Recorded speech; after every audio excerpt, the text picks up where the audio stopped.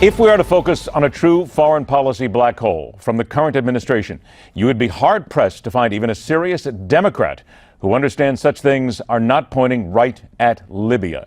In the last few days, former Secretary of State Hillary Clinton could not have blundered more loudly and shown her distaste more for being reminded of this and her biggest failure when she noted America, quote, didn't lose a single person in Libya. It will stick to her throughout the summer. It will head for her in November at the convention, and people will talk about it there. Now, this was only days after the president took American allies, Britain and France, to public task for their failure in that country, leaving out his own multiple policy and strategic gaffes, all in his continuing effort to clean up his legacy as he heads for the building of a new library within the next few years. The emperor and his minions have no clothes, and they parade around the world in full view, not fearing a single stain of criticism. There is also something else that needs to be discussed when it comes down to foreign policy, and that is what Donald Trump talks about with his intelligence about foreign policy and how the world views it. We're going to get to both of these things. Let's welcome back former Deputy Undersecretary of Defense during the George H.W. Bush administration, now Senior Fellow at the London Center for Policy Research, Jed Babbin. Jed, always a pleasure to have you on the show, and let us begin right away with your column in the American Spectator, which, quite frankly, and I'm sure you'll understand, I'm not going to give the exact title of it, but it does come out with Obama's Libya Spit Show. Everybody else in the audience can go ahead and make their own judgment here.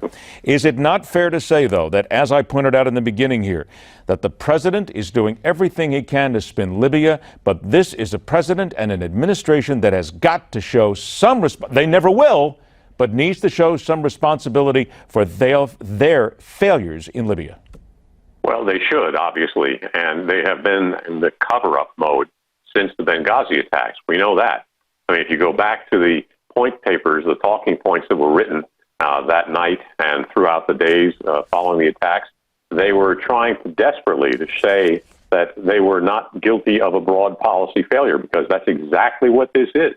The idea, when Susan Rice went on the 5 Sunday talk shows the Sunday after the attacks, only 5 days after the attacks, she was basically saying, well, there's no broad policy failure, and it was caused by a video that, frankly, nobody ever saw. And, you know, these are the things that she was told to say. Ben Rhodes, the Deputy National Security Advisor, wrote those talking points over the objections of the CIA.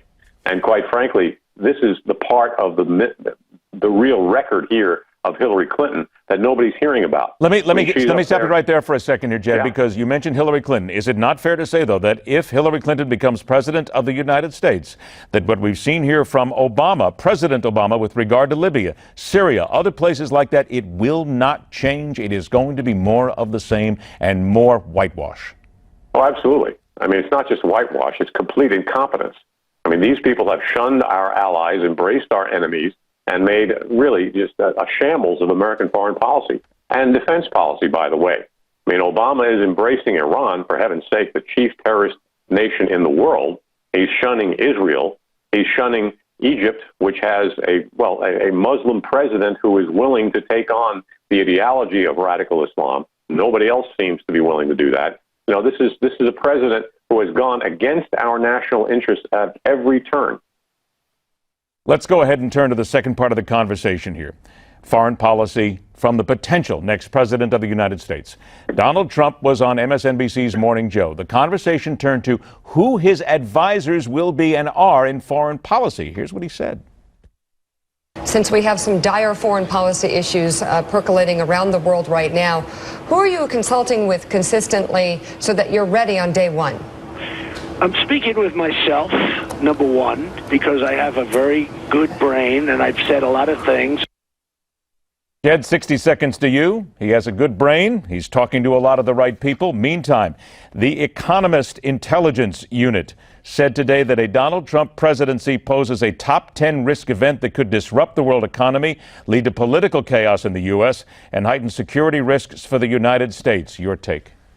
Well, as I've written before in The Spectator and in the Washington Times, Mr. Trump evidences no knowledge or understanding of foreign policy. He has no experience or education that would lead him to competence in that area.